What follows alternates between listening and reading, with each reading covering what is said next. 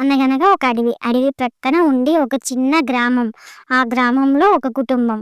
ఆ కుటుంబంలోని వాళ్ళు వంశపారంపర్యంగా మూలికల ద్వారా వచ్చే ఔషధాలతో వైద్యం చేస్తారు. వాళ్ళకు ఒక పాప.